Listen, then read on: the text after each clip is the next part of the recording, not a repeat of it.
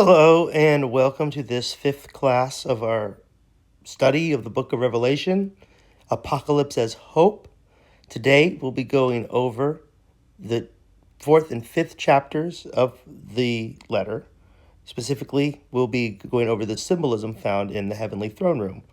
Before we dive in, just go over where we were last week. If you were here, you'll remember some of this. If you missed it, maybe this is some new information to you.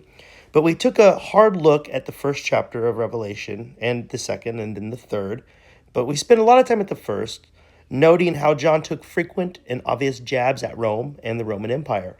For example, in the very introduction, Jesus is described as the ruler of the kings of the earth and the firstborn among the dead, giving Jesus primacy over all the other rulers of the earth and giving Jesus the ability to overcome the worst that Rome could do, which would be to kill insurrectionists.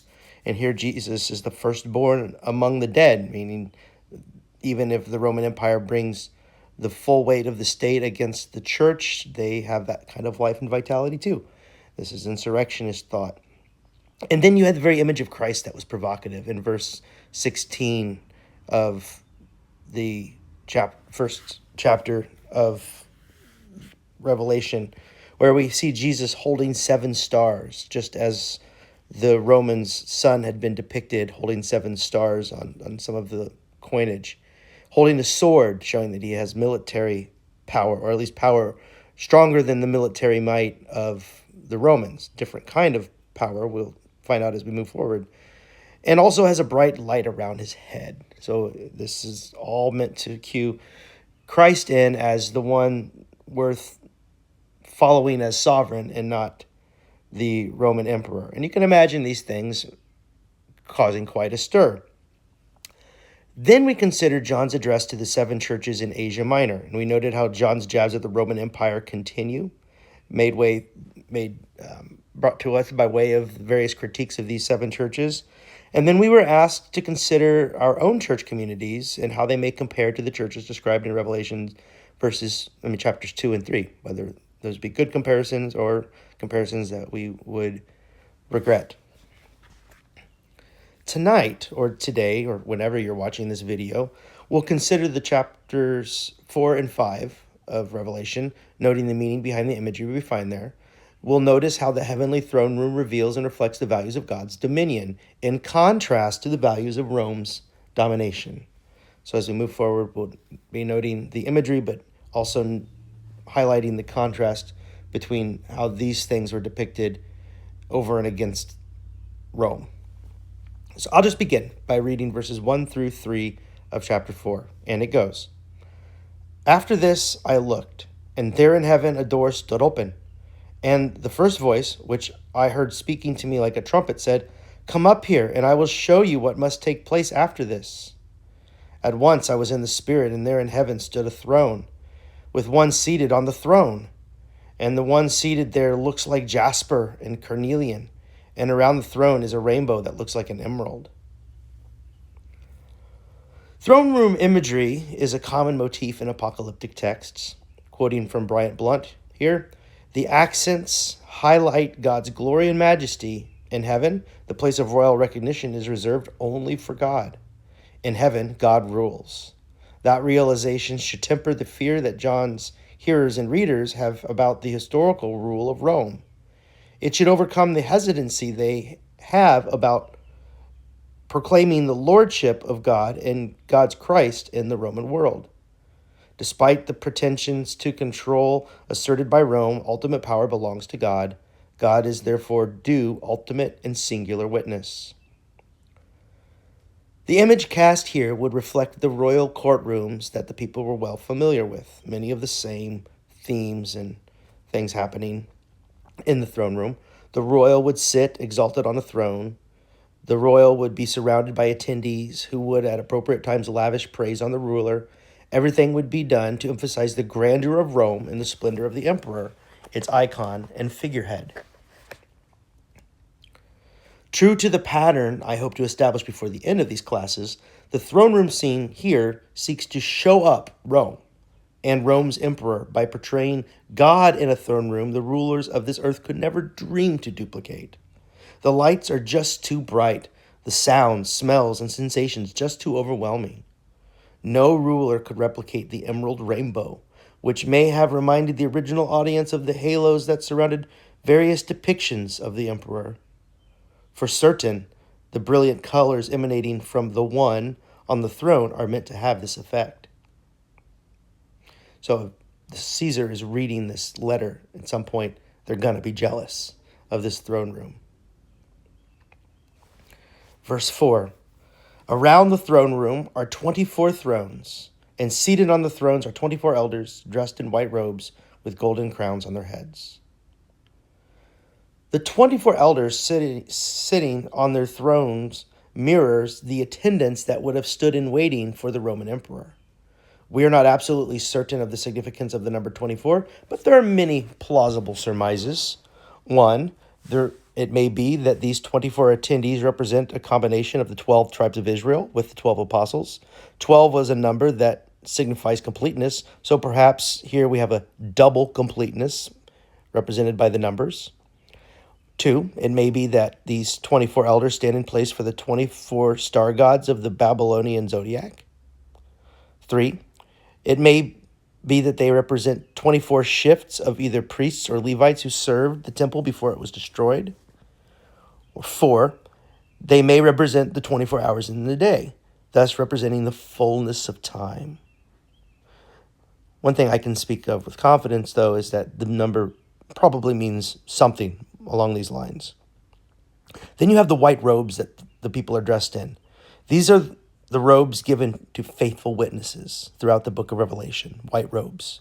They are, in other places in Revelation, these robes linked to the act of resistance, obstinate witnessing that provokes hostile Roman response. These robes suggest that the 24 have witnessed to the lordship of Christ in spite of the hostile response they had expected and did in turn receive from Rome empirical force.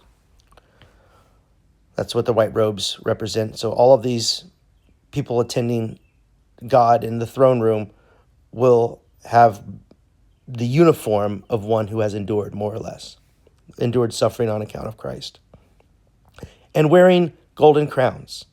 At this point, do I need to even spell it out?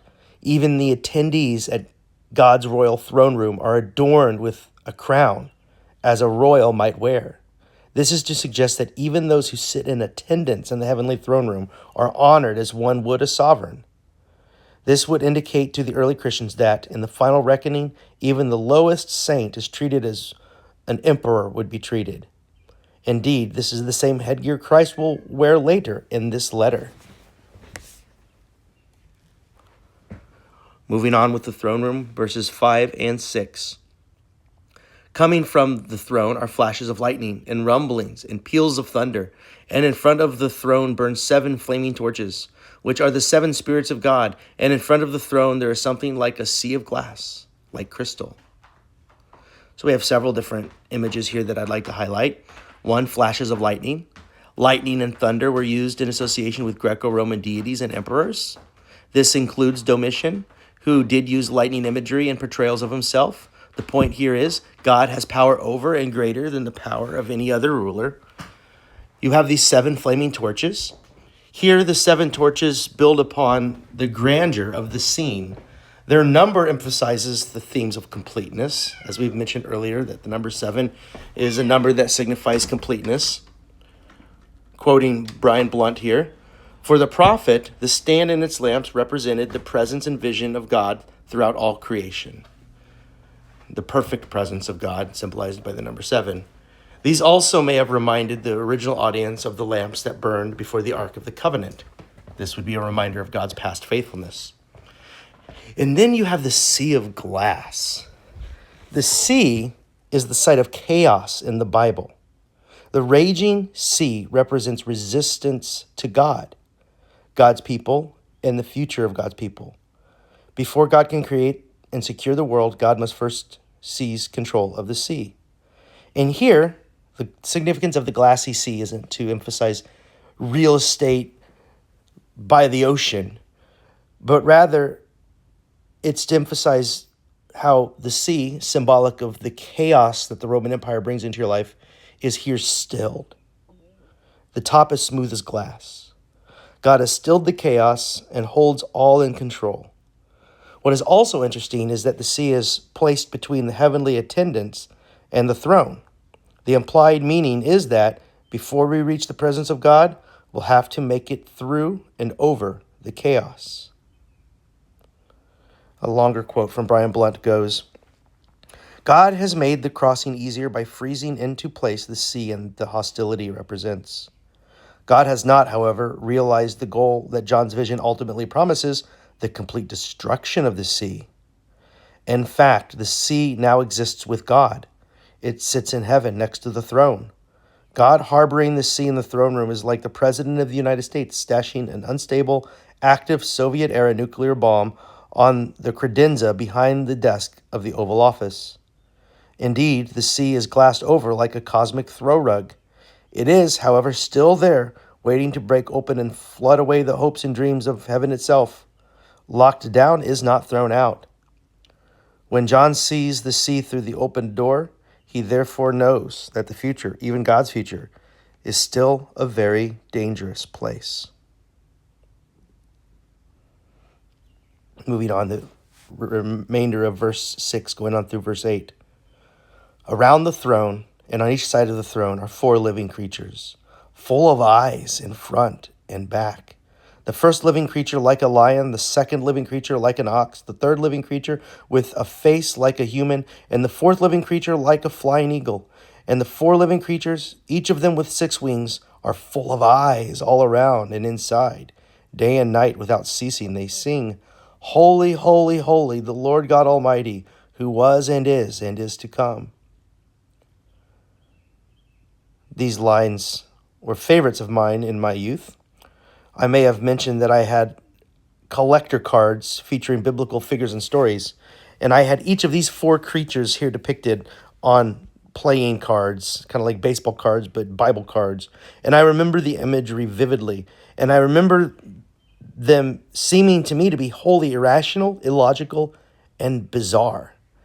This is because they are symbols that carry meaning for John's audience, maybe lost in translation to me, especially in my youth. Not literal creatures as one might read about in a zoological textbook. I mean, what does it mean for a creature to be full of eyes all around and inside? Well, we'll get to that in the next slide. Before I get there, I should mention the obvious echoes between the creatures described here and the creatures described in apocalyptic portions of Ezekiel and Isaiah, though there are differences. Blunt writes, while Ezekiel's creatures had 4 wings, John's, like Isaiah's, have 6. The match with Isaiah, however, is not a perfect one in this regard. In Isaiah's representation, the wings are paired together as they perform certain functions. In Revelation, they apparently operate individually. The creatures are also positioned differently. Isaiah situates them above the throne. In Ezekiel, they appear to bear the throne with the assistance of their adjoining wheels from a position below. John sees them stationed right next to the throne. They are also described differently. In Ezekiel, each creature has 4 faces. However, Revelation presents 4 different creatures with 4 different faces. In Ezekiel, the creatures move but do not speak. In both Revelation and Isaiah, they introduce a worship of God that begins with a resounding cry of holy, holy, holy. The echo reminds John's audience that this vision is an accurate prophetic rendering, but with a new clarity and emphasis that comes in the wake of the identity of God's Christ being revealed. These creatures, these bizarre creatures, and here I have included a picture where it takes the imagery and renders it exactly literally. So this is one depiction that very literally describes what we were seeing there with all of the different heads, different creatures, different eyes, etc. And the creatures sit directly next to the throne at the last concentric circle before the throne. If you recall, the order has been thus far, there's the door, 24 elders, the glassy sea, and now these creatures. And they're full of eyes. What do you do with eyes? Well, you see with them. John's vision, like ours, is limited to what our 2 eyes can take in at any given time. For example, in John's vision, he finds himself with his head on a swivel, trying to take in what he can with his limited sight. But here are creatures that can see it all. They see it all clearly. The misdeeds of humanity, the goodness of God, all of it. They are full of eyes and see everything. They have 6 wings, suggesting that they are omnipresent. Those wings will carry them anywhere and any place at any time. And there are 4 of them, again suggesting their omnipresence, as the number 4 correlates to the 4 directions of the compass, thus signifying the entirety of the cosmos. Going on, verses 9 through 11 of chapter 4. And whenever the living creatures give glory and honor and thanks to the one who is seated on the throne, who lives forever and ever, the 24 elders fall before the one who is seated on the throne and worship the one who lives forever and ever. They cast their crowns before the throne, singing, "You are worthy, our Lord and God, to receive glory and honor and power, for you created all things, and by your will they existed and were created." For any of you who have listened in or attended previous lessons, I hope by now you can not only see a pattern here, but perhaps you could venture a guess as to the effect this passage might have had on Roman readers who were all in on the imperial cult and worship of the emperor. They would have immediately recognized that there was set a throne room here, a scene that not only rivaled the emperor's, but made his look drab and unimpressive by comparison. Even the heavenly court is adorned in splendor in such a way that suggests that even God's attendants reflect more of God's glory than the emperor's own accoutrements. The praise of the 24 elders and the 4 living creatures hammers this point home. And then they cast down their crowns. It was common for a lesser monarch or official to present their crown to their betters as a sign of who was in charge. Here, even those crowned in a splendor to rival the Caesar abase themselves, throwing their crowns down at the one who's sitting on the throne. This is another dig at Rome's authority. And now we move on to the next chapter, chapter 5. I'll be reading verses 1 through 4. Same scene, though. Then I saw in the right hand of the one seated on the throne a scroll written on the inside and on the back, sealed with 7 seals. And I saw a mighty angel proclaiming with a loud voice, "Who is worthy to open the scroll and break its seals?" And no one in heaven or on earth or under the earth was able to open the scroll or to look into it. And I began to weep bitterly because no one was found worthy to open the scroll or to look into it. What's going on here? Well, quoting Brian Thompson, scrolls were sealed in order to authenticate the one who sent them and to reserve their contents only for those who were authorized and worthy to read them. They were sealed with either wax or clay, imprinted by a precious stone or ring that only the sender possessed. Messages of the prophets were sometimes sealed. This scroll sits at God's right hand, a place of prominence and honor, prestige and power. You may recall how the disciples seek, in fact, argue over the seat at Jesus' right hand when it comes to his reign. The point is plain. What is contained in this scroll is a message of high importance. Only one who is worthy is fit to open it. And judging from everyone that has come before, the readers all know that even the Caesar on his throne is not worthy. Here is a scroll where even the authority of the Caesar does not give them the authority to open the scroll. Now about worth or worthiness. In Revelation, John links worthiness to witness. Worthiness was thereby intricately connected with both the work of witness and the suffering such work could inevitably bring about. And yet, despite the suffering the saints have already endured, there is no one who is worthy to open the scroll that contains God's revelation. This brings John to tears because in that scroll contains the hope of humanity, but there is no one fit to open it. That would be frustrating to have the answer to all of humanity's problems locked up, wondering if anyone will ever be able to access it. Then we have verse 5. Then one of the elders said to me, "Do not weep. See, the Lion of the tribe of Judah, the Root of David, has conquered, so that he can open the scroll and its 7 seals." Here, One of the elders comforts John. This comfort is meant also for the church and the Roman Empire, as they too are waiting for someone to counter Rome's violence and power. How long until that scroll is opened? This one, lion, whose kingly lineage holds no connection to the Caesars, belongs to the house of David. So you have an authority set outside of Caesar's yet again. Verse 6.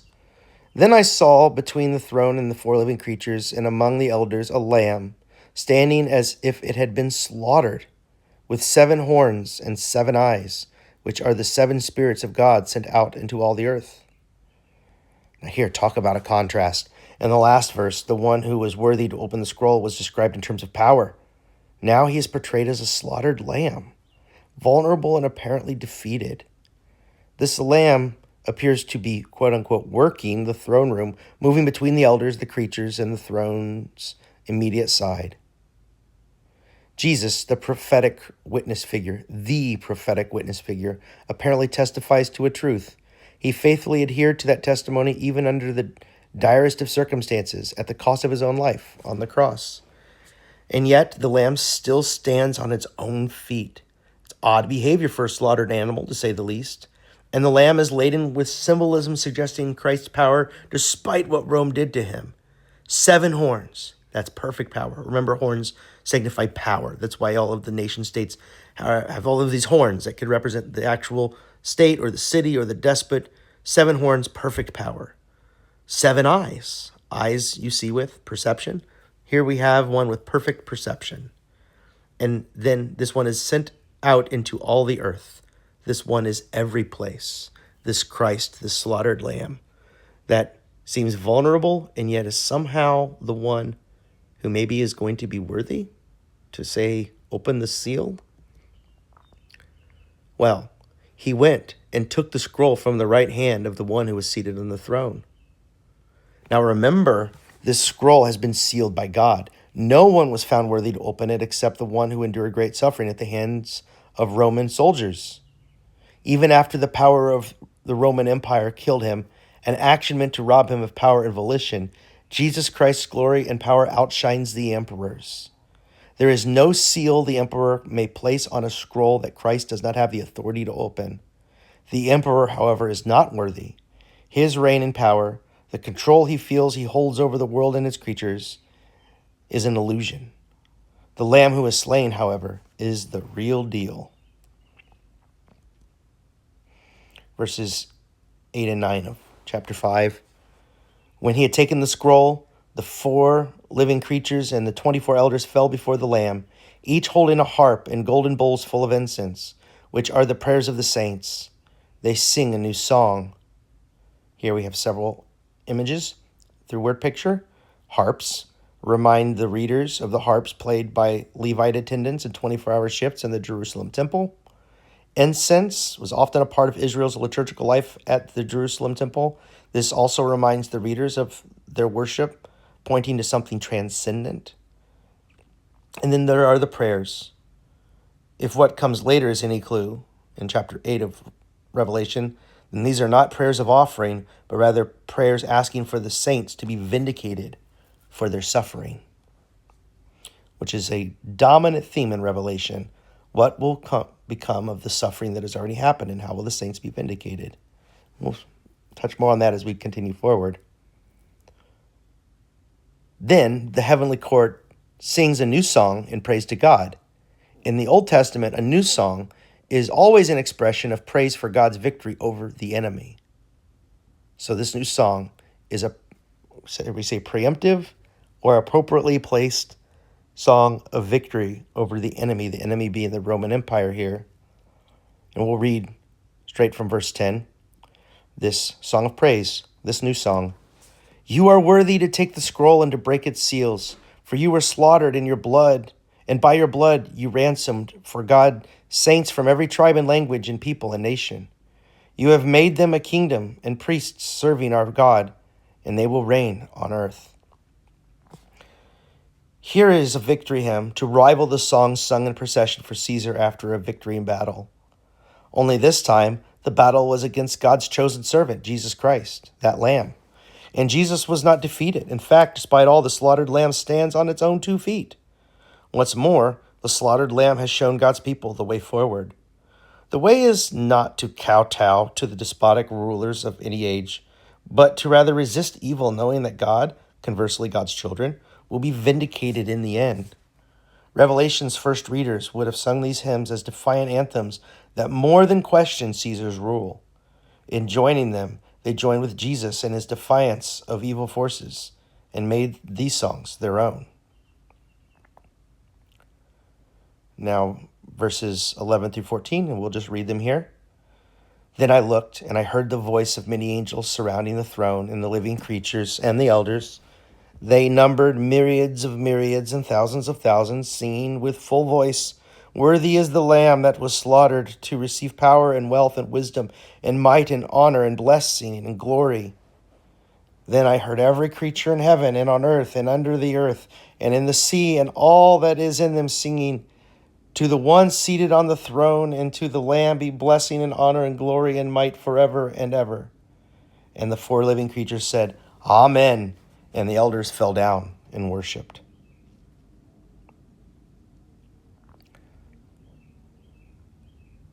Today, as was true long ago when Revelation was written, the world is filled with human governments and instruments of power that seek to dominate and control the human race and our world's resources. But we can take heart from these chapters by their revelation that God and Jesus are better and more just rulers than any human ruler, however competent, benevolent, or powerful they may be. In a violent age, we do well to note how Jesus revealed his worthiness. He revealed his worthiness and power over Rome, not by beating them by their own means. Rather, he revealed his worthiness and power by revealing that even the worst Rome can do to God's servants is not enough. God holds and keeps us throughout. The Lamb was slain, but still walks on its own 2 feet, and in the throne room of God, and has the power and authority to open even the scroll that the Caesar could not. This is good news for all Christians because we too have been called to be witnesses. As John makes clear in his apocalypse, such witnessing may well bring unwelcome danger into our lives. These chapters help us to see that the slain lamb absorbed Rome's violence and transformed it into a movement we call the church. We are now invited to stand bravely alongside Jesus and our fellow sisters and brothers in opposition to evil forces in our own times. And even if we are harmed by the danger, we, like the Lamb of God, will find ourselves still able to stand by the grace of God. And if chapter 5 holds any clues as to what may follow, we'll be standing with our heads held high, victorious over the world and its broken ways. If you have any questions, please write into me. My email is Heath, Heath, at ndncc.org. This concludes our lesson. If you have any questions, please write in to Heath at ndncc.org. Next week's class will be Tuesday, June the 3rd. We'll be going over this very lesson. So if you watch this in advance, just put a pin in it, reflect on the themes, bring your questions to the next class, which will be June 3rd. We will not be going over Revelation chapter 6 Revelation 6 through 8, which is about the 7 seals. We'll do that the next time. I should have changed that in this thing. But in the meantime, I hope to see you next week, and I hope you enjoyed this lesson. Here are some of the texts that I consulted, primary texts, as well as other commentaries and scholarly works that I have used. Screenshot this if you like. Here are some others. And I hope you're doing well, and I hope you enjoyed the lesson, and I hope to see you next week.